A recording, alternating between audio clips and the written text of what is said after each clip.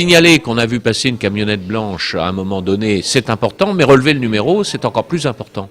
Donc les référents seront formés pour savoir ce qu'il faut voir, ce qu'il est important qu'ils voient et constatent quand quelque chose d'anormal se passe.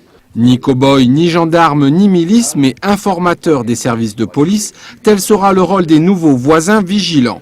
Un système de surveillance de quartier visant à endiguer les actes de délinquance et qui, pour cela, compte sur une démarche citoyenne des habitants. La sécurité est l'affaire de tous. Et on s'aperçoit qu'entre le citoyen et les forces de l'ordre qui interviennent, police, gendarmerie, tout ça sous le contrôle de la justice, il peut y avoir le souhait de certains citoyens d'être vigilants dans leur quartier, de pouvoir être des référents des forces de l'ordre, sans être eux-mêmes des shérifs ou des justiciers ou des policiers, ça n'est pas leur rôle, mais de pouvoir être attentifs à la sécurité comme un des éléments du lien social et pouvoir rendre à cet égard un service à leurs voisins dans le quartier dans lequel ils habitent. Premier village gardois à mettre en place l'opération, Aujargues, qui a connu 54 crimes et délits en 2009, devrait compter une dizaine de référents volontaires sur ses 835 habitants. Mais lorsque vous êtes maire d'un village et que vous constatez que le réflexe désormais, c'est pas de dire tiens, qu'est-ce qui s'est passé, il y a eu un cambriolage cette nuit, mais plutôt de dire tiens, ça fait une semaine qu'on n'a pas eu de cambriolage.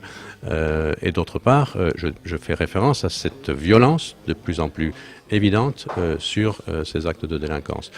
Donc, en tant que maire, je ne peux pas, comme n'importe quel autre administré, simplement me retourner vers les autorités et dire qu'est-ce que vous faites. En tant que maire, j'ai également une mission à remplir, qui est celle de concourir à la lutte contre l'insécurité. Une lutte qui passe donc par la sollicitation de l'habitant. Considéré comme un acteur dynamique de la chaîne de sécurité, le voisin vigilant devra recueillir des éléments et transmettre au maire et à la gendarmerie toutes les informations qui leur sont communiquées.